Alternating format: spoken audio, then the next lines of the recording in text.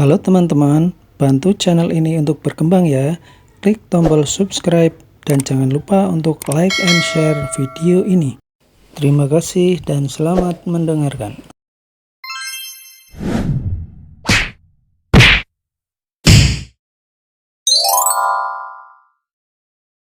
Bab ke-41. Makasih ya, Enduk, ujar Aisyah. Saat ini kesadarannya sudah sepenuhnya pulih. Dengan telaten Fatma membersihkan tubuh Aisyah mengenakan handuk basah. Fatma memang anak yang perhatian. Sejak ditinggal ibu kandungnya, Aisyah menjadi seseorang yang amat berharga di kehidupannya. Tanpa menjawab, Fatma hanya mengulas senyuman. Bagaimana Iqbal? Maskut ibu? Nanya Mas Iqbal kemana? Bukan. Menurut kamu Iqbal bagaimana? Oh, Mas Iqbal itu baik, sangat baik. Fatma berujar dengan kedua pipinya yang merona. Seakan ia paham kemana arah perbincangannya dengan Aisyah. Kamu suka kepada Iqbal? Apa sih? Bu, Mas Iqbal itu anak ibu. Berarti dia itu kakak aku dong. Kan aku juga anak ibu. Usai membersihkan badan Aisyah, Fatma duduk di tepi ranjang sembari menggenggam tangan Aisyah. Ditatapnya lamat-lamat wajah renta yang sudah membersamanya selama ini. Ada ketakutan yang Fatma rasakan. Ia tak mau merasakan kehilangan lagi setelah ditinggal ibu kandungnya. Kamu bukan anak ibu, Fatma. Tapi, kamu bisa menjadi anak ibu jika menikah dengan Iqbal. Aku sudah tahu. Bu, Mas Iqbal sudah bicara sama aku. Melihat Fatma yang tersipu malu, hati Aisyah menghangat seketika. Apa Iqbal? Ya, Bu, Mas Iqbal mau menikah denganku. Seketika dua wanita yang berbeda generasi itu langsung berpelukan erat. Aisyah tak menyangka jika doa yang ia lambungkan selama ini Tuhan kabulkan meskipun di saat kesatanannya sudah menurun. Telepon Iqbal. Ibu mau kalian menikah secepatnya. Nina melepas lilitan handuk. Ia mematut dirinya di pantulan cermin yang hanya mengenakan pakaian dalam saja. Dia ingat betul, semenjak keadaan ekonominya tidak stabil, ia sudah tak memakai alat kontrasepsi.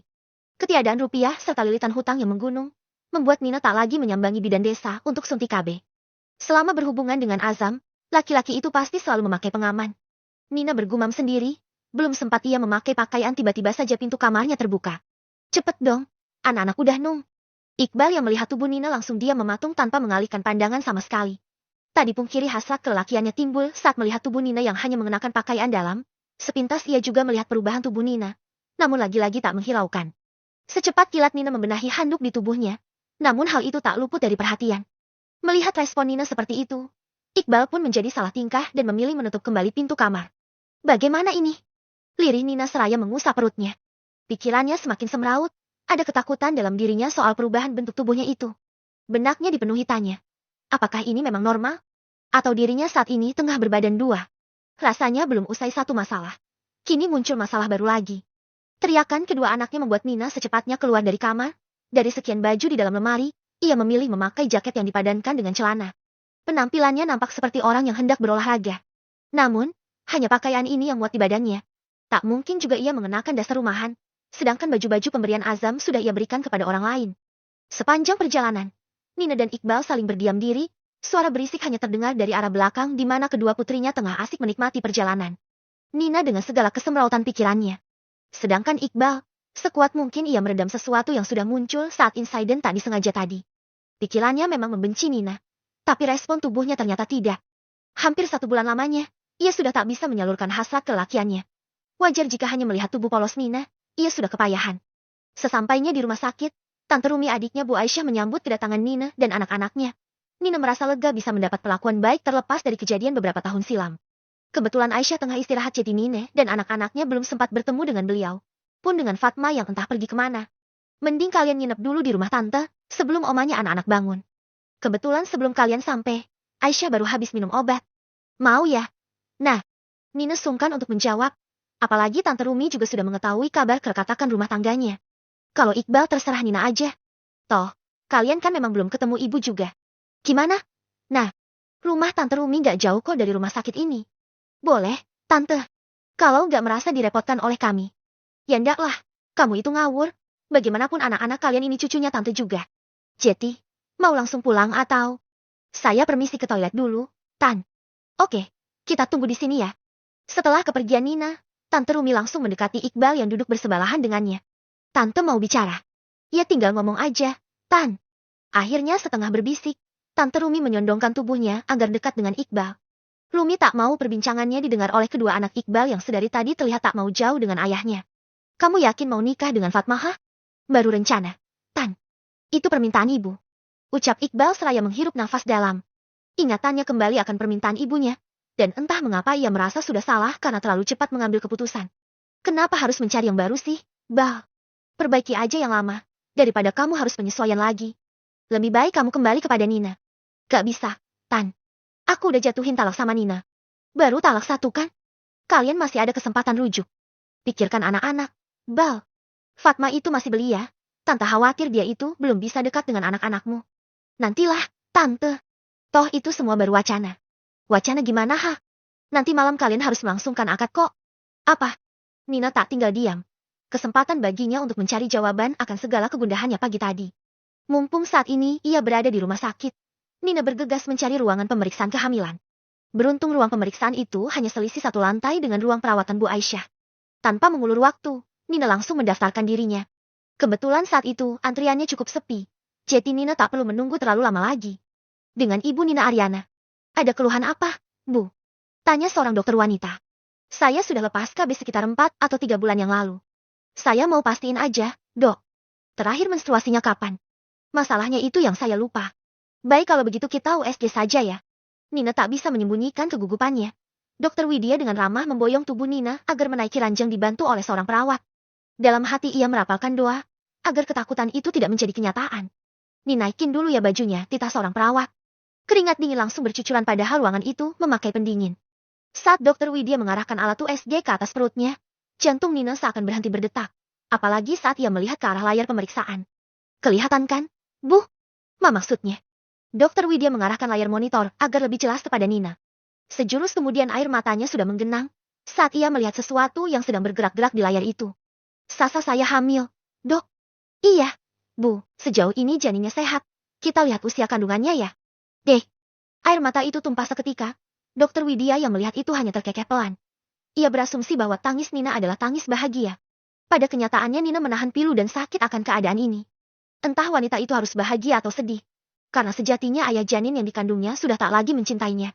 Usia janinnya baru 15 minggu. Bu. Ya, Tuhan. Kandunganku sudah hampir menginjak 4 bulan. Selama itu pula aku tak menyadari kehadirannya. Apa mungkin Mas Iqbal akan percaya bahwa janin ini adalah darah dagingnya? Bab ke-42. Nina berjalan tertatih-tatih menyusuri koridor rumah sakit. Persendiannya terasa lemas sampai beberapa kali ia hendak terjatuh.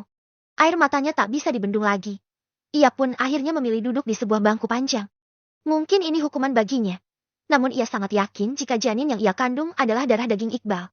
Tapi, apa mantan suaminya itu akan percaya? Atau malah bertambah membencinya jika mengetahui kehamilan ini? Diak-diak. Ponselnya bergetar. Segera ia mengusap air mata yang terus mengalir deras dari kedua matanya. Nama Iqbal saat ini memenuhi layar ponselnya dan Nina pun segera mengangkat panggilan itu. Iya, Mas. Kamu kemana ha? Dari tadi diteleponin gak diangkat. Aku cari-cari di toilet juga gak ada. Anu. Tadi aku nyari toilet di lobi bawah. Soalnya tadi toilet di atas penuh. Hening beberapa saat, Iqbal bisa mendengar jelas suara di seberang telepon sana begitu parau. Kamu kenapa? Tanya Iqbal. Kali ini suaranya berubah pelan. Aku gak kenapa-napa, Mas. Ya udah aku ke situ sekarang ya. Aku tunggu di parkiran. Kita ke rumah Tante Rumi sekarang. Panggilan pun terputus. Iqbal sangat yakin jika Nina sedang menangis. Apa mungkin Nina menangis karena mendengar perbincangannya dengan Tante Rumi?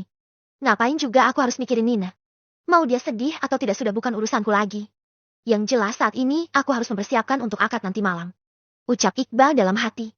Namun hatinya tak memungkiri bahwa ia memikirkan keadaan Nina dan alasan kenapa mantan istrinya itu menangis.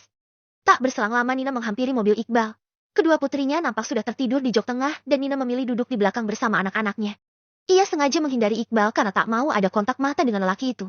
Sepanjang perjalanan ke kediaman Tante Rumi, Iqbal dan Nina masih saling berdiam diri. Namun sesekali Iqbal mencuri pandang lewat kaca spion tengah. Dari sana nampak jelas raut wajah mantan istrinya itu tengah dirundung kesedihan. Juga rona kedua matanya yang sembab seperti habis menangis. Tidak salah lagi dugaannya. Wanita itu pasti sedang tidak baik-baik saja. Tiba di kediaman Tante Rumi. Ternyata wanita itu sudah menunggu kedatangan mereka di teras rumahnya. Iqbal menepikan kendaraannya tepat di belakang mobil Tante Rumi. Istirahatlah sepertinya kamu juga lelah. Pakai masker ini. Jangan sampai Tante Rumi bertanya-tanya karena matamu sembab.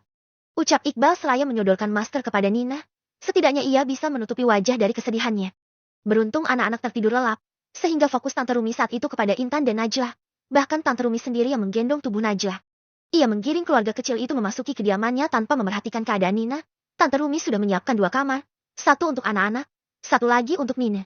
Suruh Nina langsung istirahat juga. Sekalian antarkan baju ini buat dia. Sepertinya dia nggak bawa baju ganti. Makasih, Tante. Aku titip mereka ya.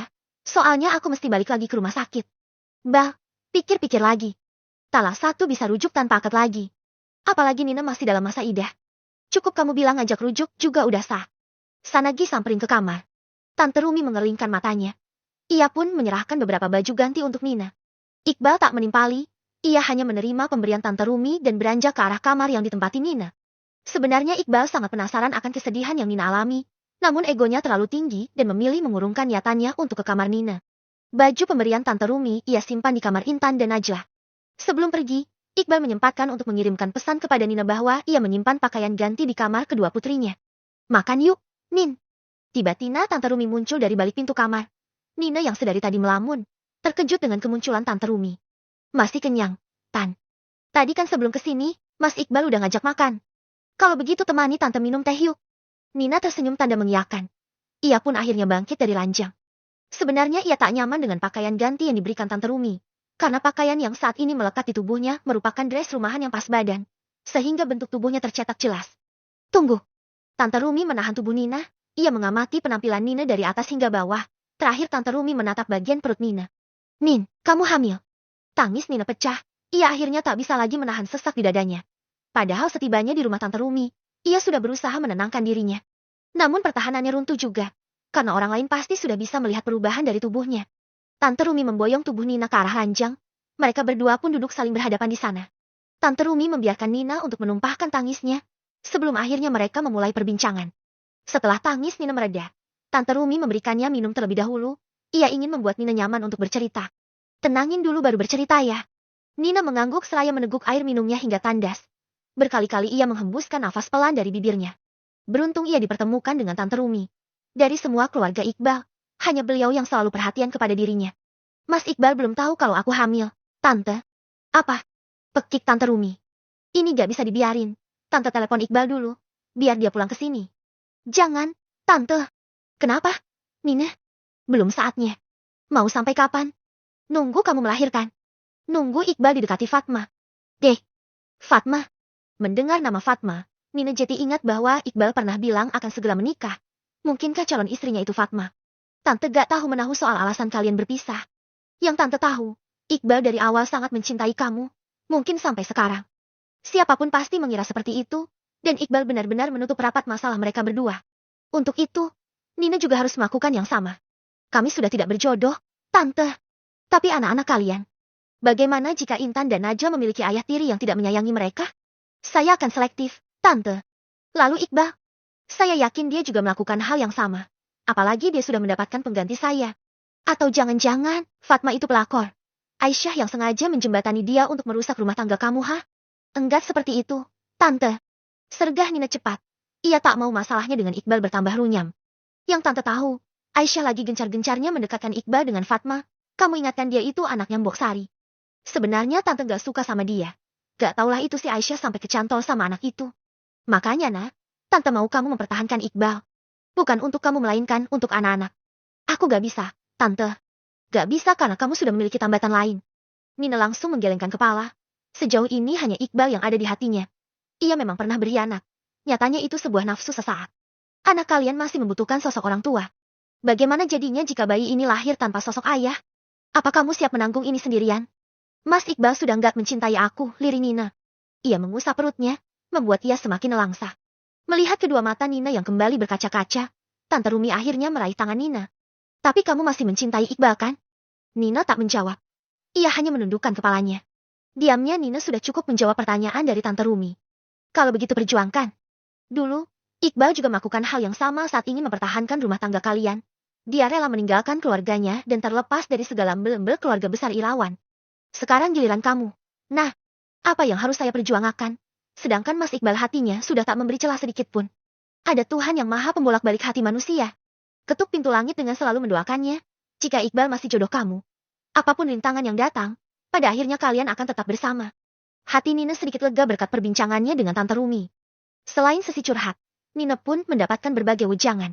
Pikirannya kembali terbuka. Semangatnya bertambah berkali-kali lipat. Sebentar ya, Tante telepon Iqbal dulu. Biar malam ini dia pulang ke sini. Tante Rumi langsung menggulir layar ponselnya. Tak lama raut wajahnya berubah tegang. Nampak berkali-kali ia menelpon seseorang namun tak ada jawaban. Kenapa, Tante? Gawat. Nina. Pekik Tante Rumi. Apanya yang gawat? Iqbal sudah menikahi Fatma. Ucap Tante Rumi seraya menyerahkan ponselnya. Dengan tangan bergetar Nina meraih ponsel tersebut. Di mana ponsel itu menampilkan Iqbal tengah duduk bersisihan dengan seorang wanita yang berbalut gaun putih. Bab ke-43. Saat kembali ke rumah sakit, Iqbal mendapati Fatma tengah duduk di depan ruangan ibunya. Ia menangis sembari menutup wajahnya dengan kedua tangan. Ada apa? Fatma. Mas, untung kamu sudah datang. Ibu. Kenapa ibu? Ibu mau kita menikah sekarang juga, keadaannya sedang kritis. Iqbal tak kuasa menahan tangis. Kegas ia berlari ke ruangan ibunya. Ia melihat wanita yang sudah melahirkannya itu tengah terbaring lemah dengan berbagai alat medis yang menempel di tubuh Bu Aisyah. Dokter dan perawat yang tengah memeriksa keadaan sang ibu. Menahan Iqbal agar tidak mendekat. Sebaiknya Bapak tunggu di luar saja, terang seorang perawat. Saya mau ketemu ibu saya, suster. Sergah Iqbal. Ia tetap bersikukuh ingin menerobos masuk kerumunan dokter dan perawat. Fatma yang sedari tadi ada di belakangnya, berusaha menenangkan Iqbal. Meskipun keadaannya sama hancur dengan lelaki itu. Ia juga takut terjadi sesuatu dengan Bu Aisyah. Fatma belum siap merasakan kehilangan seseorang yang berarti dalam hidupnya. Sejenak Iqbal dan Fatma menunggu di depan ruangan Bu Aisyah dengan perasaan tak karuan, hingga dokter yang menangani Bu Aisyah keluar. Dengan keluarga Bu Aisyah? Iya, saya anaknya. Mari ikut saya, tita dokter yang bernama Gunawan. Iqbal dan Fatma pun mengikutinya dari belakang. Setelah masuk ke ruangan dokter Gunawan, beliau langsung menyalakan layar monitor di komputernya. Tanpa basa-basi beliau langsung menyampaikan maksud dan tujuannya. Jantung Bu Aisyah sudah mengalami pembengkakan. Beliau mampu bertahan karena ada alat-alat medis yang melekat. Separuh kesadarannya pun sudah menghilang. Kami sudah berupaya semaksimal mungkin, hanya keajaiban yang bisa merubah keadaan Bu Aisyah untuk pulih. Semua kembali lagi kepada pihak keluarga. Apa tidak ada cara lain lagi yang bisa menyelamatkan ibu saya, Dok? Sejauh ini tidak ada. Selain penyakit jantung, Bu Aisyah juga mengalami komplikasi gula darah. Kemungkinan yang terburuk jika alat medis dilepas, Dok. Hening. Dokter Gunawan hanya membuang nafas kasar. Hal itu tak luput dari perhatian Iqbal dan Fatma. Fatma sendiri langsung bangkit dari tempat duduknya. Ia hanya ingin segera melihat keadaan Bu Aisyah. Suara mesin detak jantung Bu Aisyah memang sudah melemah. Fatma langsung menghambur kepada Bu Aisyah. Jangan tinggalin Fatma, Bu. Kalau ibu pergi aku sama siapa? Ibu harus kuat, harus berjuang. Katanya mau lihat cucunya. Mereka sudah ada di sini. Ibu bangun. Sembari mendekap tangan Bu Aisyah, Fatma menumpahkan segala sesak yang ia rasakan. Iqbal yang sudah kembali dari ruangan dokter Gunawan langsung mendekati. Kita menikah saat ini juga. Mumpung ibu masih ada. Fatma terhenyak bersamaan dengan sentuhan tangan Iqbal di kedua bahunya. Ia menoleh menatap netra Iqbal yang sudah berkaca-kaca. Bagi Fatma ini adalah kesempatan terakhirnya untuk berbakti kepada wanita yang sudah membesarkannya. Ayo, Mas. Secepatnya. Kata Fatma yang dibalas anggukan oleh Iqbal. Atas persetujuan dokter, akad pernikahan Iqbal dan Fatma dilaksanakan di ruangan Bu Aisyah. Iqbal dalam satu tarikan nafas mengucap ijab kabul. Sedikit pun tak terlihat momen kebahagiaan di acara tersebut. Tak ada perhelatan mewah, ataupun kehadiran sanak keluarga dari kedua belah pihak keluarga. Acara itu hanya dihadiri seorang ustaz selaku yang menikahkan Iqbal dan Fatma, serta saksi dan wali dari Fatma. Aku sudah menuruti keinginan ibu. Sekarang ibu bangun ya. Aku dan Mas Iqbal sudah sah menjadi suami istri. Aku sudah jadi anak ibu, tapi aku mohon ibu bangun. Ujar Fatma tepat di samping Bu Aisyah. Setetes air mata keluar dari sudut netra Bu Aisyah yang terlelap. Seakan ia merespon ucapan Fatma. Iqbal yang melihat itu langsung mendekat. Digenggamnya tangan sang ibunda. Ia pun membisikkan sesuatu tepat di telinga Bu Aisyah. Entah apa yang diucapkan oleh Iqbal. Karena setelah itu suara mesin detak jantung Bu Aisyah berhenti. Tante Rumi yang mendapat kabar bahwa kakaknya sudah berpulang langsung histeris. Beruntung Nina sedang menemaninya. Mereka berdua langsung menuju kediaman Bu Aisyah untuk menunggu kepulangan jenazah dari rumah sakit. Tepat dini hari mobil ambulan datang. Semua keluarga besar Bu Aisyah sudah menunggu di kediamannya. Semua larut dalam kesedihan, termasuk Nina dan kedua anaknya. Iqbal yang harusnya tegar. Namun hari itu ia nampak sekali rapuh. Nina ingin sekali menguatkan mantan suaminya, namun ia sadar sebelum kepergian Bu Aisyah, ada kenyataan pahit yang harus ia terima yaitu pernikahan Iqbal dengan Fatma. 40 hari berlalu setelah kepergian Bu Aisyah. Nina dan Tante Rumi pun tinggal di kediaman Bu Aisyah untuk membantu pengurusan acara tahlil di rumah itu. Selama itu pula, Iqbal dan Nina jarang sekali bertegur sapa. Nino yang sungkan akan status mantan suaminya yang sudah menikah lagi. Sedangkan Iqbal sendiri, masih dirundung duka atas kepergian ibunda tercinta. Iqbal dan Fatma meskipun sudah terikat menjadi sepasang suami istri, Mereka berdua masih sama-sama canggung. Bahkan Fatma dan Iqbal masih tidur di kamar terpisah. Hal tersebut tak luput dari perhatian Nina. Setelah acara tahlil selesai, Tante Rumi hendak kembali ke rumahnya. Namun sebelumnya ia ingin menyampaikan keadaan Nina kepada Iqbal yang mungkin hingga saat ini belum mengetahui kabar kehamilan Nina. Tante mau bicara berdua saja dengan kamu, ucap Tante Rumi. Ia menggiring keponakannya untuk masuk ke kamar Bu Aisyah. Iqbal pun tak menanggapi apa-apa. Ia hanya mengekori tantenya dari belakang. Kamu sudah menikahi Fatma? Iya, maaf kalau aku gak ngasih tahu Tante. Tante tahu, kalian masih seperti orang asing. Buktinya sampai saat ini kalian masih tidur terpisah. Aku dan Fatma masih perlu waktu untuk sama-sama meyakinkan. Bagaimana dengan Nina? Aku akan urus perceraiannya ke pengadilan setelah masa idahnya usai. Lebih baik kamu kembali kepada Nina. Dia yang sudah jelas mengetahui baik buruknya kamu, begitu juga sebaliknya. Sebelum kamu menyentuh Fatma, lebih baik ceraikan saja dia. Aku gak mungkin kembali kepada Nina. Tante, keputusan ini sudah bulat. Aku tidak akan menceraikan Fatma. Karena dia amanat terakhir dari ibu yang harus aku juga. Gak bisa. Bal. Sudahlah, Tante. Aku mohon jangan terlalu ikut campur dalam urusan rumah tanggaku. Nina hamil. Sebagai seorang perempuan, Tante gak mungkin ngebiarin dia hamil tanpa seorang suami. Untuk itu rujuklah dengan Nina.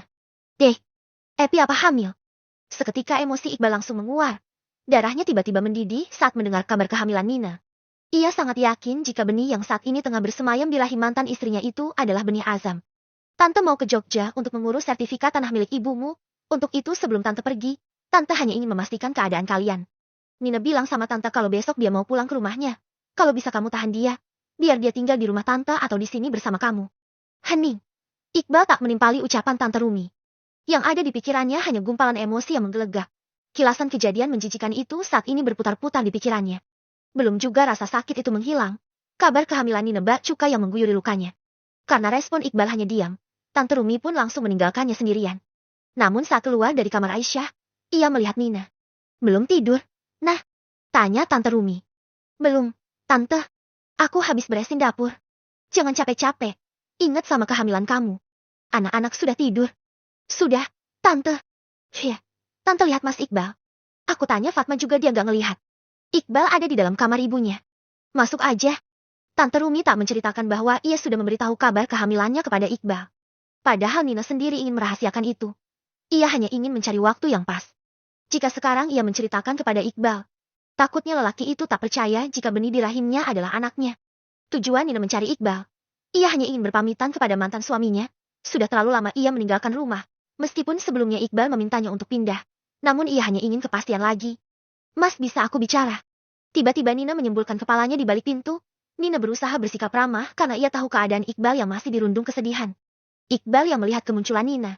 Hatinya semakin tersayat-sayat. Apalagi Nina saat ini sudah berdiri di ambang pintu. Iqbal menatap seksama tubuh Nina, hingga tatapannya tertuju kepada perut Nina yang sedikit membuncit. Mas, aku mau pamit. Besok aku sama anak-anak izin pulang. Soal pindah, aku mau pikir-pikir lagi. Karena ini menyangkut soal sekolah anak-anak. Pak Aang. Lampu tidur yang berada di nakas, jatuh ke atas lantai. Serpihan lampunya langsung berserakan kemana-mana. Nina langsung terhenyak karena lampu itu tiba-tiba Iqbal lempar. Mas, kamu masih berani menampakkan diri di hadapanku, hah? Kamu pikir aku akan sudi mengaku janin ini sebagai darah dagingku? Jangan mimpi, Nina. Mas, aku. Pantas saja kamu tak mau bercerai denganku, ternyata ini alasannya. Dasar manusia licik, tak cukupkah kau menorehkan luka di hatiku, ha? Sekarang kamu memintaku untuk mengakui anak hasil dari perbuatan kotormu, ha? Cuy. Nina tak mampu berkata-kata, saat Iqbal dengan tatapan nyalangnya mendekat. Kenapa kamu tak mencari ayah dari janin ini, ha? Atau jangan-jangan kamu sendiri tak yakin siapa yang menanam benih di rahimmu? Wanita murahan sepertimu tak pantas berada di rumahku. Pergi dari rumah ini, dan jangan bawa anak-anakku. Mereka tak boleh tahu kelakuan beja ibunya. Karena aku tak sudi mengakui bayi harammu, Nine. Plaak. Bab ke-44. Pof Nine. Plaak. Sebuah temparan keras kulayangkan tepat di wajah Mas Iqbal. Seketika ia bungkam, namun tatapannya masih lekat menghujam. Aku memang wanita murahan. Tapi anak ini bukan anak haram.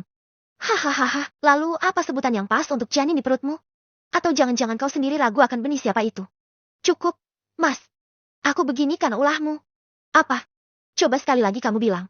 Kenapa hanya dosaku saja yang selalu kamu ingat? Kenapa kesalahanku yang selalu kamu ungkit? Seakan kamu ini lelaki yang tak berdosa. Kesalahanku dan kesalahanmu itu berbeda. Faham? Oh begitu. Apa menelantarkan anak istri juga bukan kesalahan fatal? Perlu aku ingatkan. Berapa kali aku dan anak-anak sering kelaparan. Bagaimana sulitnya aku hidup terlunta-lunta karena kekurangan uang. Kamu pikir itulah siapa? Itulah Yulia. Sentak Mas Iqbal. Selama ini dia terlihat sangat bijak. Entah kenapa malam ini aku baru sadar kalau Mas Iqbal laki-laki yang pandai mengelak. Ya, jika ditarik mundur. Sebenarnya siapa yang mengundang Yulia kalau bukan karena dia? Bagai ditusuk belati, berbagai perkataan Mas Iqbal langsung menusuk tepat ulu hati. Begitu hinanya aku di matanya. Rasanya ini semua sudah cukup. Dan aku menyerah. Sekuat apapun aku bertahan untuk anak-anak, malam ini sudah jelas bahwa keberadaanku memang sudah tak diharapkan lagi. Bukankah Mas Iqbal sudah mempunyai penggantiku? Dan mereka masih bisa membangun keluarga yang utuh. Jelas tanpaku. Gegas aku keluar dari kamar. Tak ingin terus mendengar ucapan Mas Iqbal yang membuatku semakin rapuh. Mbak Nina sudah ngobrol sama Mas Iqbalnya? Tanya Fatma. Entah sejak kapan ia duduk di ruang televisi seakan memang menungguku keluar dari kamar Bu Aisyah. Sejauh ini aku melihat Fatma orang yang baik. Juga ramah terhadap anak-anak. Sudah, Fatma. Kamu belum tidur? Kuusap air mata yang sudah jatuh.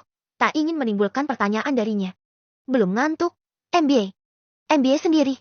Akhirnya aku dekati Fatma kemudian mendudukkan diri tepat di sampingnya. Mbak mau? Tawarnya seraya menyodorkan toples cemilan. Semenjak berada di rumah ini, Fatma memang memperlakukanku dengan baik. Mbak ribut ya sama Mas Iqbal?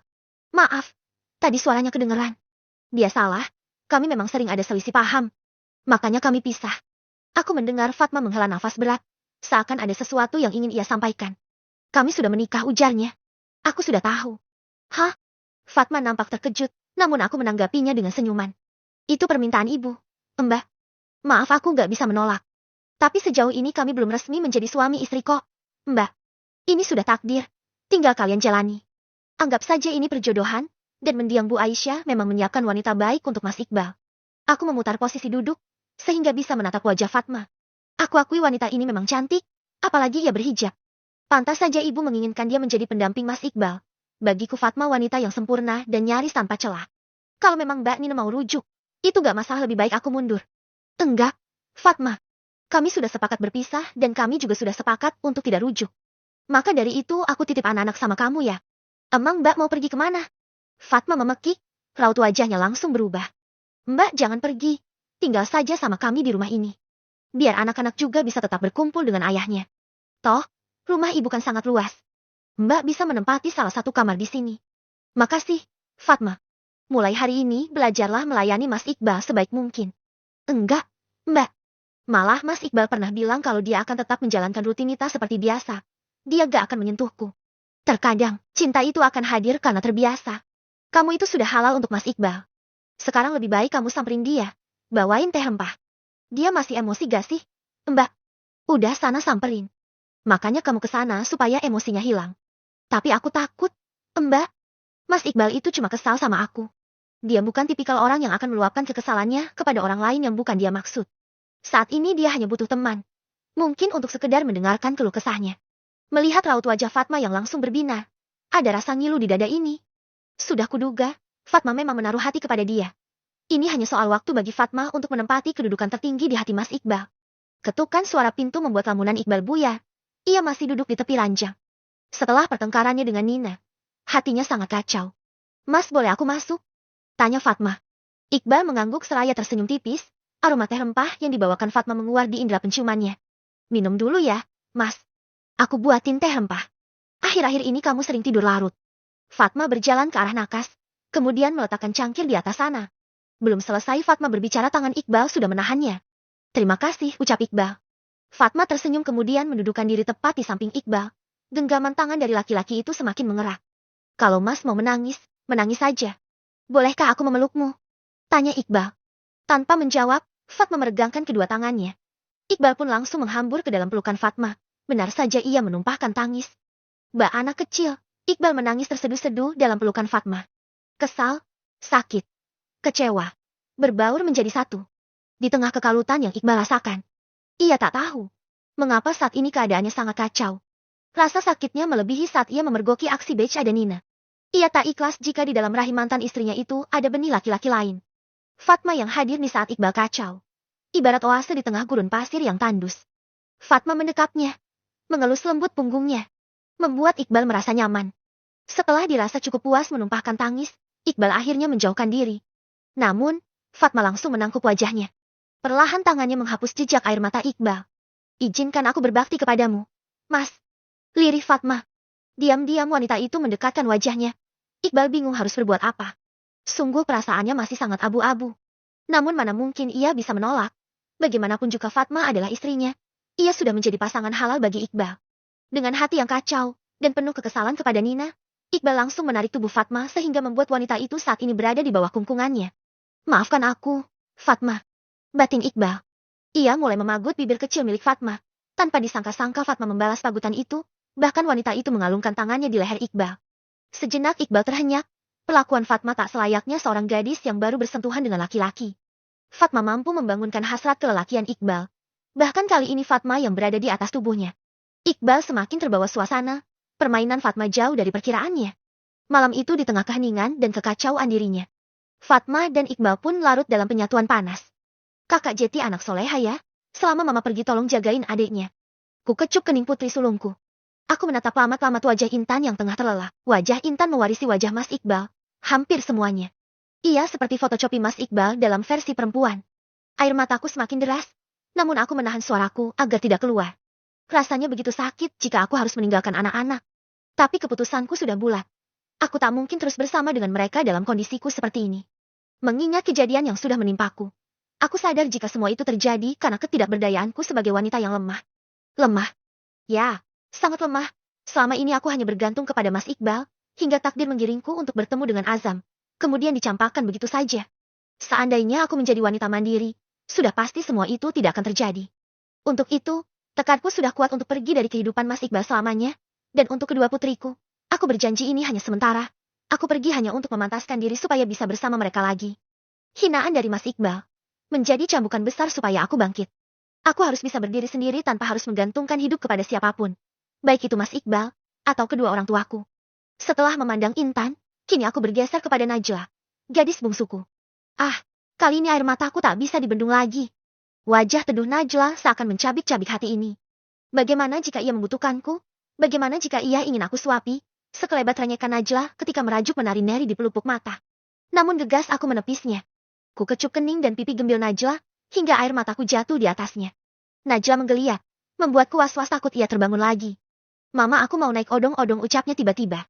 Mimpi indah sayang, baik-baik sama ayah dan tante Fatma. Tunggu mama. Tak kuasa lagi diri ini jika harus berlama-lama di dekat mereka. Tangisku pasti akan terus menjadi. Aku takut rencanaku malah gagal total jika mereka berdua bangun dan melihatku hendak pergi. Keluar dari kamar anak-anak. Kini tujuanku adalah bertemu Mas Iqbal. Ya, aku harus berpamitan kepadanya. Perasaanku semakin tak menentu. Kata-kata Mas Iqbal tadi masih terngiang di telinga. Tapi aku tak mungkin pergi dari rumah ini tanpa berpamitan kepadanya. Naik ke lantai atas. Aku berjalan ke arah kamar Bu Aisyah. Aku diam mematung di depan pintu kamar, menahan lagi sesak. Namun, sebelum pergi dari rumah ini, aku tak mau menyimpan dendam dan beban. Bagaimanapun juga Mas Iqbal adalah ayah anak-anakku. Hanya dia yang bisa kupercaya untuk menitipkan anak-anak. Kebetulan pintu kamar sedikit terbuka. Pelan aku mendorong pintu itu.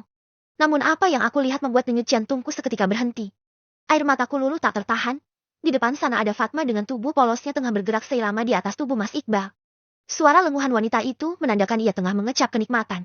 Bab ke-45. Of Nina. Pantaskah aku cemburu kepada laki-laki yang sudah bukan milikku? Angin malam yang berhembus kencang tak menyurutkan langkahku dari kediaman Mas Iqbal. Jika mencintainya adalah beban, malam itu aku lepaskan semuanya. Kutinggalkan semua pemberian Mas Iqbal, dari uang tunai hingga kartu debit yang ia berikan untuk keperluan anak-anak. Aku hanya membawa pakaian yang melekat di badan, serta beberapa daster pemberian Tante Rumi. Bermodal uang pemberian Tante Rumi sebelum ia pergi ke Jogja, aku langsung pergi ke arah terminal kota. Tujuanku untuk pulang ke rumah terlebih dahulu. Aku harus menyiapkan berbagai perlengkapan untuk pergi. Satu nama yang menjadi tujuanku yaitu Mbak Erem, salah satu tetangga di tempat tinggalku. Saat subuh menjelang aku sudah tiba di rumah. Perjalanan cukup memakan waktu lama karena aku harus menunggu berjam-jam di terminal. Mumpung masih pagi, buru-buru aku mengemasi pakaian.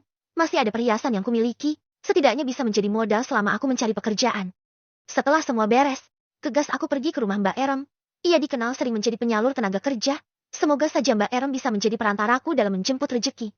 Tok tok tok tok. Assalamualaikum, Mbak Erem. Tok tok. Krit. Pintu terbuka, namun bukan Mbak Erem yang keluar melainkan seorang laki-laki parubaya. Dengan wajah gugupnya, laki-laki itu gegas melewatiku tanpa berkata apapun. Setelah ia keluar, Di belakangannya terlihat Mbak Erem yang masih berpenampilan layaknya orang yang baru bangun tidur. "Pak pagi, Mbak," sapaku ramah. Mbak Erem tak langsung menjawab. Ia menguap berkali-kali seakan masih menahan kantuk. "Iya, nah, ada apa?"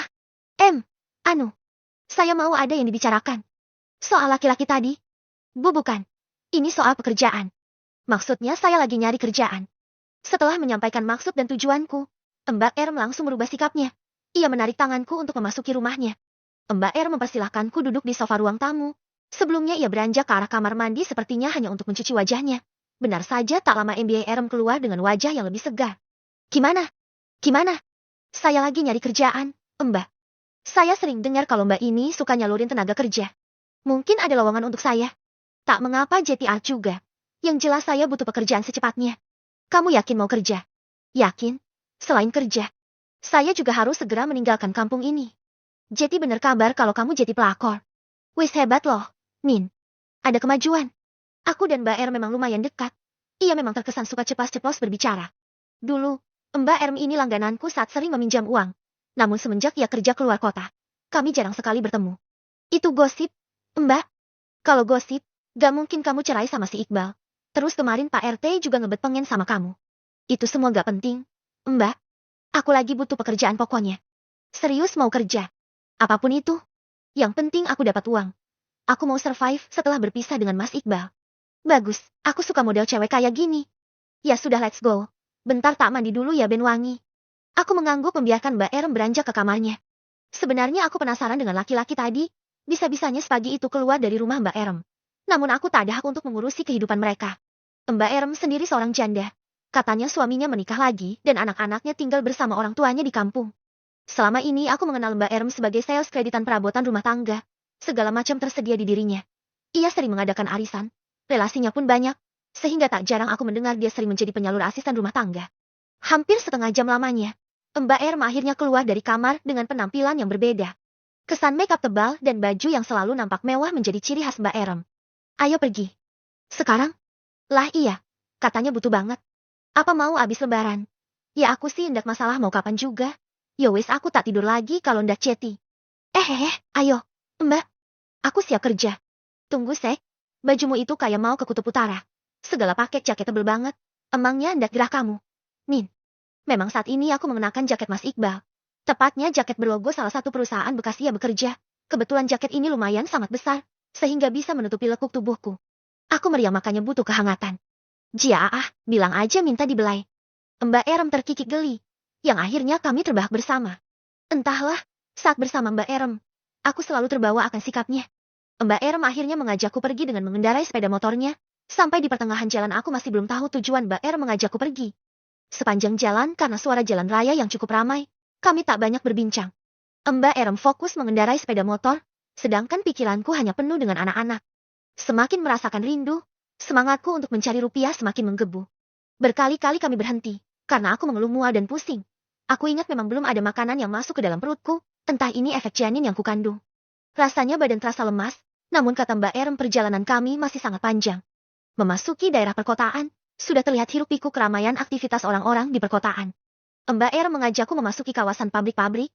Kebetulan saat itu tengah istirahat sehingga banyak karyawan yang baru keluar hingga membuat macet dalam perjalanan. Setelah melewati kemacematan, motor Mbak Erem mulai memasuki gang sempit. Sesekali ia menyapa para pejalan kaki yang berpapasan. Mbak Erem memang sosok yang ramah, sehingga ia memiliki banyak kenalan. Sampai, Nin. Mbak Erem menepikan kendaraannya di depan sebuah toko jamu.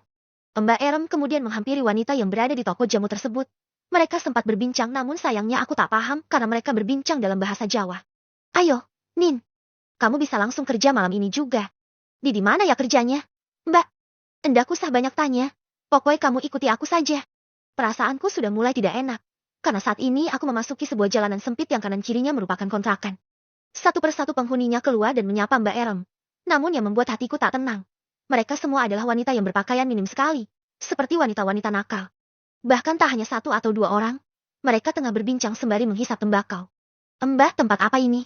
Akhirnya pertanyaan itu keluar dari mulutku. Mbak Erem tak menjawab karena seorang wanita parubaya muncul dari balik pintu. "Siang, Miss. Ada yang lagi nyari kerja, janda. Oke kan? Gampanglah tinggal kasih polesan." "Mbak Erem maksudnya apa? Ini tempat apa?" bisikku seraya menarik tangannya. Mbak Er mendelik. Opo sih, jangan tarik-tariklah. Ayo masuk. Siapa namanya? Ucap wanita parubaya itu. Namanya Nina. Ayo ikut aja. Tapi, Mbak, sergahku. Namun Mbak Er langsung mendorongku masuk ke dalam rumah wanita yang ia sapami. Sejauh ini, aku bisa menebak tempat apa yang aku datangi. Otakku rasanya buntu. Belum lagi keadaan tubuhku yang sudah lemah. Aku tak ada daya dan upaya untuk menimpali perbincangan Mbak Erem dengan Miss Rani. Begitu nama yang Mbak Erem sebutkan. Rumah Miss Rani dari luar hanya berupa bangunan biasa layaknya gedung kosong. Namun saat masuk ke dalamnya, pikiran itu terbantahkan juga. Miss Rani memiliki selera yang lumayan tinggi dalam menata rumahnya. Desain ruangan, serta furniture pelengkapnya begitu elegan untuk dipandang. Hilir mudik wanita yang usianya kisaran 20-an terlihat berlalu lalang. Sama dengan yang aku lihat di kontrakan tadi. Mereka pun memakai pakaian yang sangat minim. Yani, kemari! Teriak Miss Rani. Seorang wanita belia langsung tergopoh-gopoh menghampiri Miss Rani. Ada anak baru, ajak ke dalam. Kasih makan setelah itu biar dia istirahat. Kamu yang jelaskan pekerjaan untuk nanti malam. Deh, rasanya kepalaku sudah berputar-putar. Kenapa juga aku harus terdampar di tempat seperti ini? Saya minta waktunya untuk berbicara dengan Mbak Erem. Opo lagi sih? Nina. Aku langsung menarik tangan Mbak Erem agar menjauh dari Miss Rani. Meskipun pergerakan kami tak luput dari perhatiannya. Apa-apaan ini? Mbak? Kenapa jadi tempat seperti ini, hah? Loh, kamu ini gimana teh? Nin, bukannya kamu minta pekerjaan? Wis aku kasih, bukannya bilang terima kasih tih. Aku mau kerja JTA. Mbak, bukan pelacur. Hais, endak usah munafik tih. Nah, kelakuan kamu sama si Azam sudah bukan rahasia lagi. Dari situ aku udah bisa nilai kalau kamu itu memang bibit pelacur. Endak usahlah kamu gaya-gaya jadi pembantu. Wis di sini saja, kamu tinggal nemenin om-om karaokean, kalau beruntung ya kamu bisa ngasih servisan. Wis nah, zaman sekarang pengen banyak duit ya kerjanya ngangkang. Udah dapet enak, dibayar pula. Dalam sehari, mereka-mereka ini bisa dapat uang jutaan. Sing penting bukan jadi pelakor, itu baru haram. Kepalaku sudah pusing, perut rasanya diaduk-aduk. Belum ucapan Mbak Erem yang membuatku semakin sesak. Aku sudah tak fokus dengan perbincangan ini. Bumi rasanya berputar-putar hingga penglihatanku berubah gelap. Aroma minyak kayu putih menguar di hidungku. Saat membuka mata perlahan, kulihat sesosok wanita duduk di dekatku. Sudah sadar? Mbak? Aku tak menjawab. Rasanya kepalaku masih terlalu berat. Sekilas aku melihat wanita yang berbalut daun hitam dengan atasan terbuka itu tengah menatapku. Mbak lagi hamil ya? Kalau malam ini masih belum kuat, lebih baik istirahat saja. Saya di mana? Kemana Mbak Erem? Ini kamar Mbak. Kebetulan kita satu kamar. Saya Anjani, sering disapa Yani. Mbak Erem pulang, dia nitipin Mbak sama aku. Tak berselang lama, wanita itu mengangkat panggilan telepon. Entah dari siapa yang jelas Yani terus mengamati pergerakanku. Di samping tempat tidur, ada dress mini berwarna hijau botol yang akhirnya Yani berikan padaku. Saat saya mau pulang, saya nggak bisa di sini. Ucapku seraya bangkit. Namun Yani gegas menahan tanganku. MBA Erem itu sudah menjual Mbak ke Miss Rani. Kalau Mbak mau keluar itu, artinya Mbak Erem harus mengembalikan uang itu. Lagian Mbak juga nggak bisa asal keluar. Kalau sudah masuk ke tempat ini itu, artinya Mbak sudah menjadi milik Miss Rani. Barusan Mami telepon. Katanya ada pelanggan pertama Mbak. Air mataku kembali luruh. Kenapa harus seperti ini? Mbak Erem, tega sekali dia. Kenapa juga aku harus pingsan di tempat ini? Argo!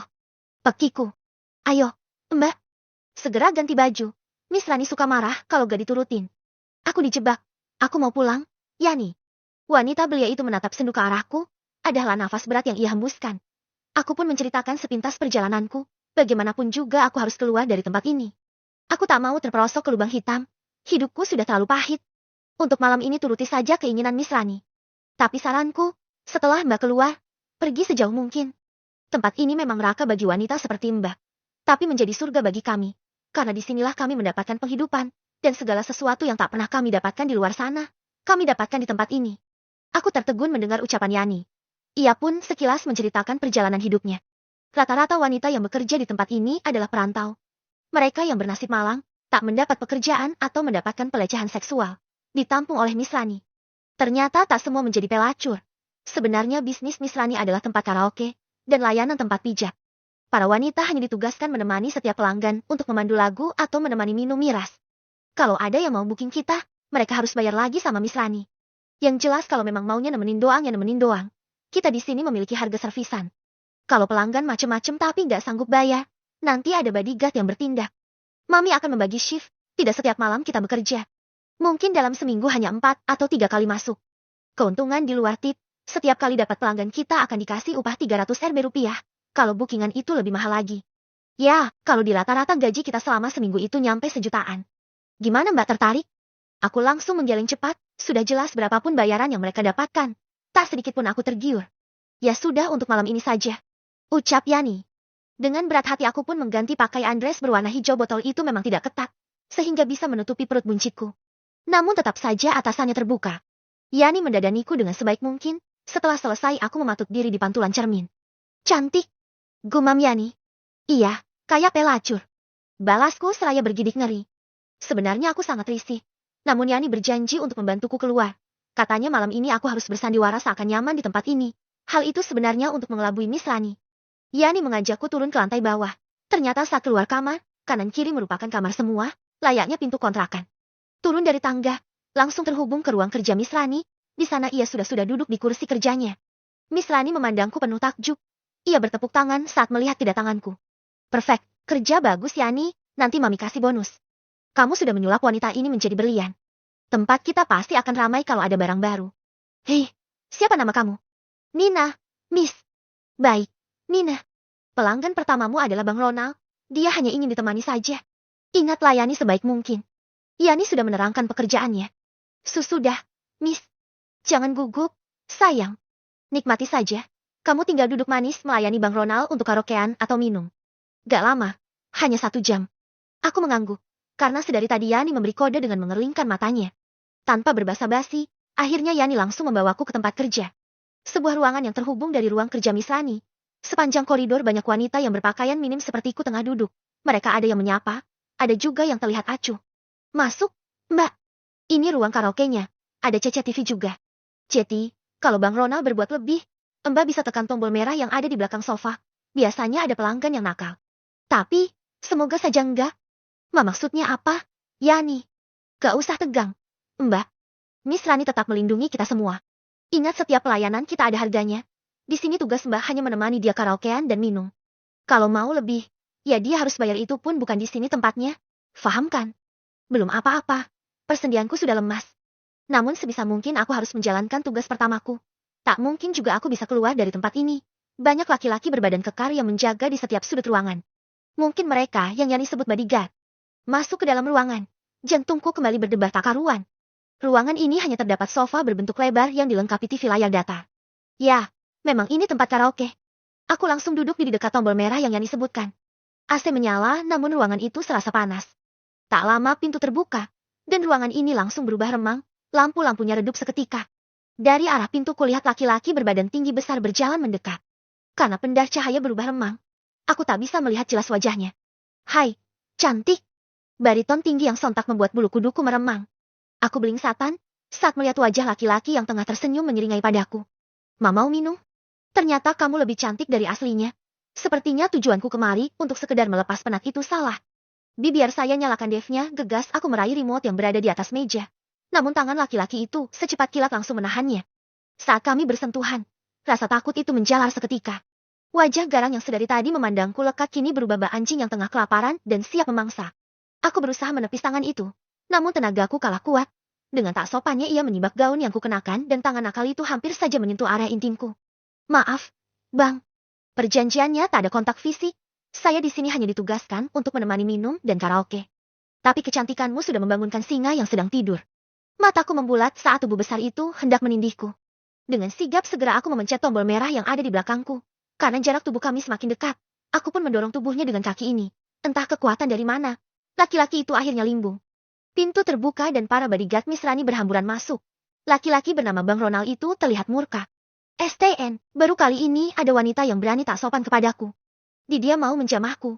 Padahal dia ini hanya membayar untuk karaoke saja. Ucapku membelah. Yani yang tiba-tiba masuk akhirnya menghampiriku. Dia pun ikut melerai keributan kecil ini. Maaf, Bang. Kalau memang mau mengajak Nina, silahkan melakukan pembayaran dulu. Setelah itu Nina akan melayani Anda di kamar, tidak di sini. Cuy, tak sudi aku harus membayar wanita JL Nenegram yang sudah menolakku. Seharusnya kalian yang ganti rugi, atau tempat ini akan aku obrak-abrik. Suasana semakin tegang, karena Bang Ronald tetap bersikukuh ingin mendapat pelayanan dariku, namun secara cuma-cuma. Tentu hal itu membuat bodyguard Miss Rani murka, sehingga baku hantam pun tak terelakkan. Di saat situasi segenting itu, Yani tiba-tiba menarikku dari kerumunan, karena keributan itu tak ayal mengundang perhatian para pekerja dan pelanggan untuk melihat. Ayo, Mbak, ini kesempatan untuk kamu kabur. Yani membawaku ke arah belakang. Melewati dapur juga gudang. Sebuah pintu kemudian ia buka. Angin malam dan bau tak sedap langsung tercium dari sana. Ini Parit, kamu berjalan lewat sini sampai nanti ketemu jalan raya. Ikuti saja. Ini ada ongkos untuk Mbak. Lari secepat mungkin takut bodyguard Misani tahu. Yani menyisipkan beberapa lembar uang ke dalam dadaku. Tak lupa ia memberikan jaket untuk aku kenakan. Saat melongo keluar, aku menelan saliva dalam-dalam karena keadaan di luar sana begitu gelap dan bau. Namun tak ada pilihan lain. Ini satu-satunya kesempatan untuk aku keluar dari tempat ini. Sebelumnya aku melepaskan high heels yang kukenakan. Aku turun dan mulai melangkah menyusuri parit yang bau. Entah lumpur atau apa yang aku pijak saat ini. Yang jelas aku sudah mati rasa karena rasa gugup dan takut. Sesekali tubuhku hampir terjerembab karena lumpur yang kupijak mendalam. Woi, ada yang kabur. Tiba-tiba ada sorot lampu senter mengenaiku. Aku bisa melihat jelas beberapa bodyguard Misrani melongkokkan kepala tepat di pintu yang aku gunakan keluar. Susah payah aku melangkahkan kaki lebar-lebar untuk segera keluar dari parit ini.